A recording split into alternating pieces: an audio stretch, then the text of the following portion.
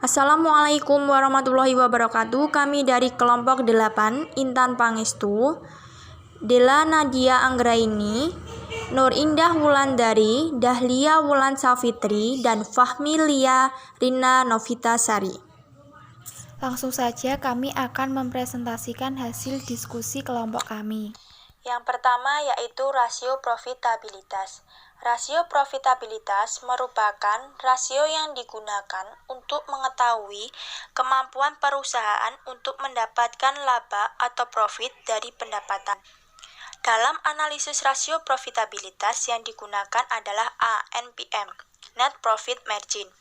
NPM rumusnya laba bersih dibagi pendapatan bersih.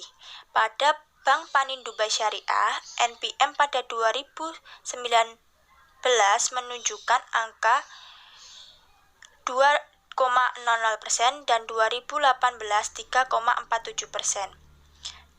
Dilihat dari data di atas menunjukkan bahwa tingkat laba bersih pada tahun 2018 lebih bagus dibandingkan dengan rasio laba bersih pada tahun 2019.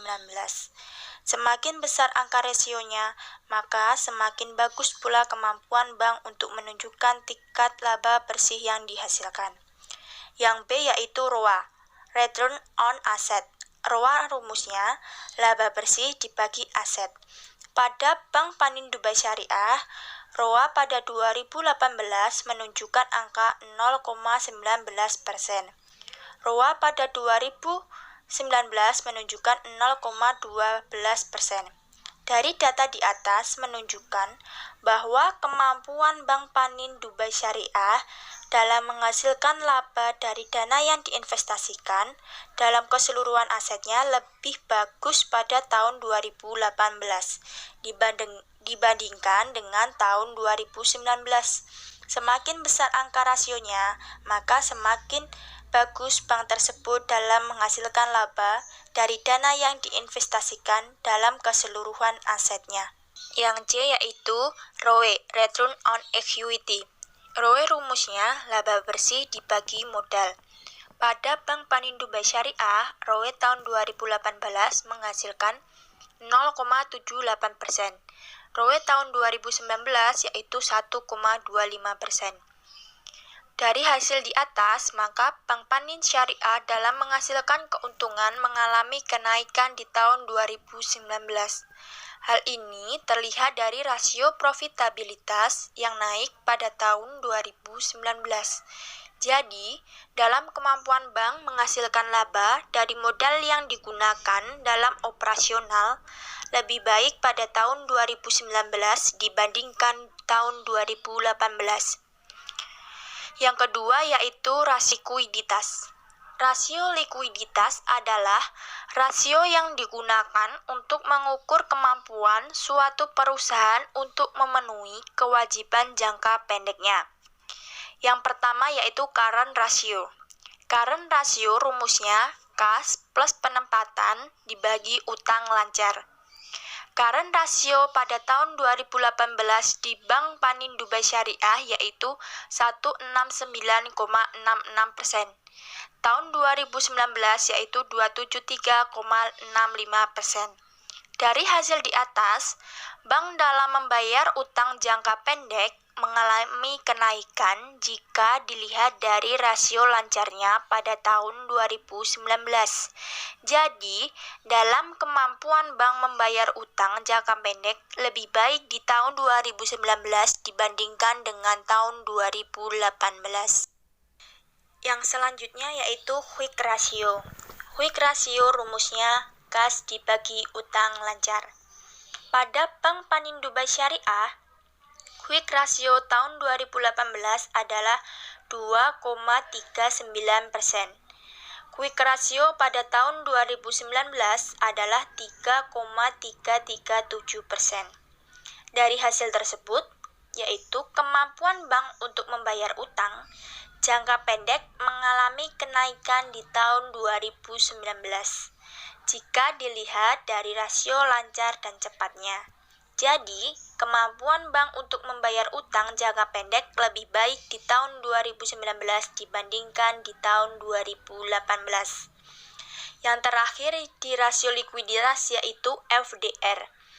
FDR rumusnya total pembiayaan dibagi total dana pihak ketiga.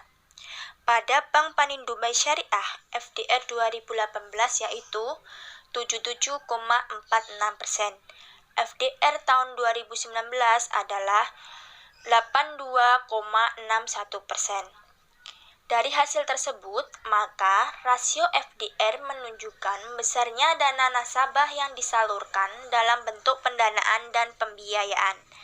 Menurut aturan dari BI, FDR Bank Syariah yang wajar adalah di level 95% sampai 98%. Dilihat dari hasil tersebut, maka yang lebih baik kinerjanya pada tahun 2019, karena pada tahun 2019 mengalami kenaikan, walaupun kedua tahun tersebut sama-sama berada di bawah 95-98%. Yang ketiga adalah rasio solvabilitas. Yang A, Debt to Equity Ratio atau DER. Rumus dari DER yaitu utang dikurangi dana syariah temporer dibagi modal. DER pada tahun 2018 sebesar 425,7%, sedangkan pada tahun 2019 yaitu 557,14%. Semakin besar nilai rasio, menunjukkan semakin besar hutang yang harus dibayar dengan modal yang dimilikinya.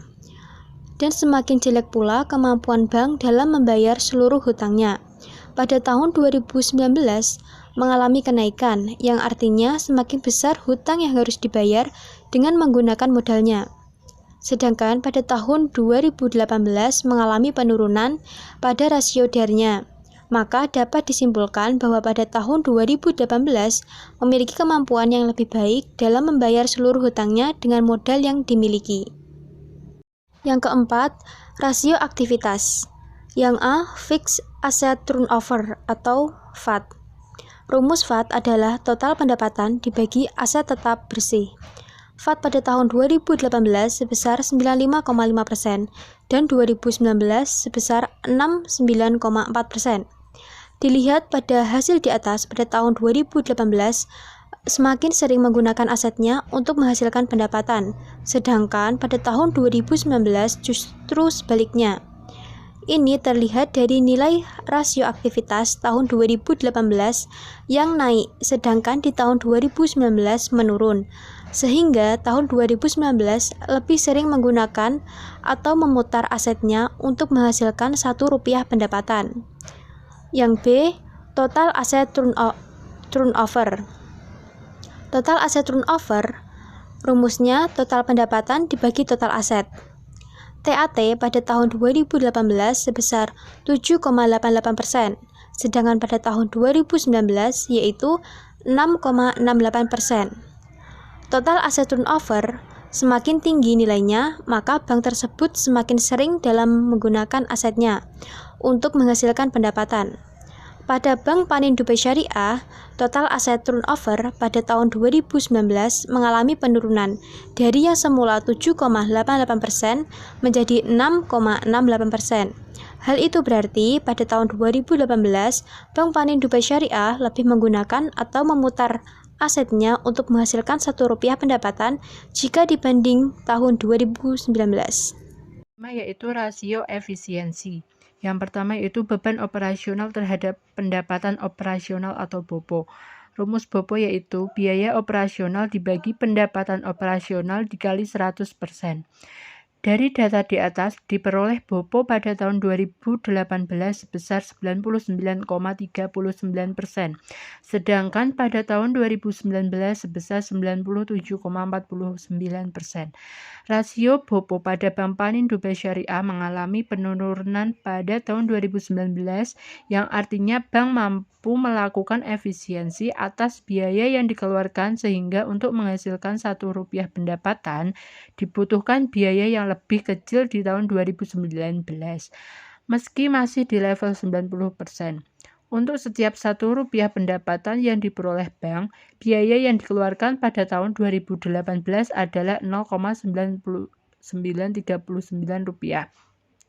Sedangkan di tahun 2019 rasio ini membaik sehingga untuk Rp1 pendapatan bank hanya mengeluarkan Rp0,9749. Terlihat bahwa bank kinerjanya membaik di tahun 2019 dari rasio BOPO meski nilainya masih cukup tinggi, dan juga bisa dikatakan bahwa Bank Panin Dubai Syariah pada tahun 2018 dan 2019 dari segi BOPO tidak sehat karena nilainya lebih dari 89%. Keenam yaitu aspek capital atau permodalan. Rumus dari CAR yaitu modal inti ditambah dengan modal pelengkapan dibagi ATMR. CAR pada tahun 2018 sebesar 23,15%, yang artinya pada tahun 2018 sesuai dengan ketentuan Bank Indonesia, jika CAR kurang dari 15% berarti sangat sehat. Sedangkan CAR pada tahun 2019 mengalami penurunan menjadi 14,26%, yang berarti pada tahun 2019 sesuai dengan ketentuan Bank Indonesia. Jika CAR 13,5% sampai dengan kurang dari 15% berarti sehat. Bank Panin Dubai Syariah jika dilihat dari rasio CAR pada tahun 2018 dan 2019 masih sehat.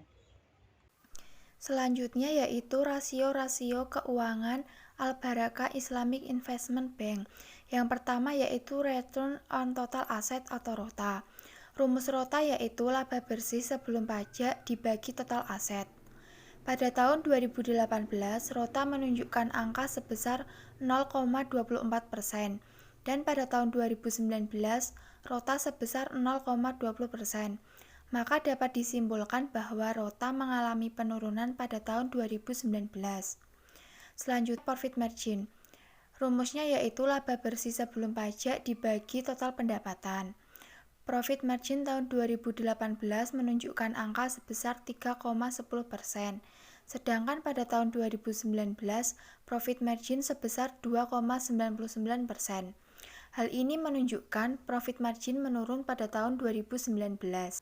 Selanjutnya yaitu Return on Fixed Asset atau ROFA. Rumus ROFA yaitu laba bersih sebelum pajak dibagi aset tetap.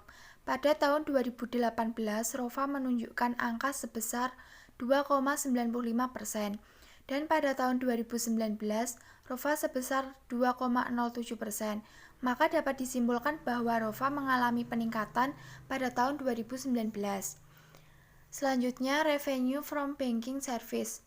Rumusnya yaitu pendapatan dari jasa atau layanan perbankan dibagi total pendapatan.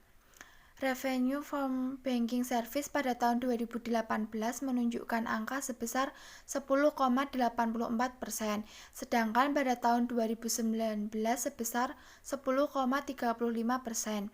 Hal ini menunjukkan revenue from banking service menurun pada tahun 2019. Asset turnover. Rumus dari asset turnover yaitu total pendapatan dibagi total aset. Aset turnover pada tahun 2018 sebesar 7,88%, dan pada tahun 2019 aset turnover sebesar 6,68%. Pada tahun 2018, untuk mendapatkan atau menghasilkan Rp1 pendapatan, maka bank harus memutar aset sebanyak 8 kali. Sedangkan pada tahun 2019, bank harus memutar aset sebanyak 7 kali agar mendapatkan atau menghasilkan Rp1 pendapatan. Selanjutnya yaitu staff cost. Rumus dari staff cost yaitu staff cost dibagi total operating expense. Staff cost pada tahun 2018 sebesar 36,44%. Dan staff cost pada tahun 2019 sebesar 45,25%. Pada tahun 2018, bank menunjukkan kontribusi beban karyawan dibandingkan total beban operasional yang dikeluarkan sebesar 36,44%.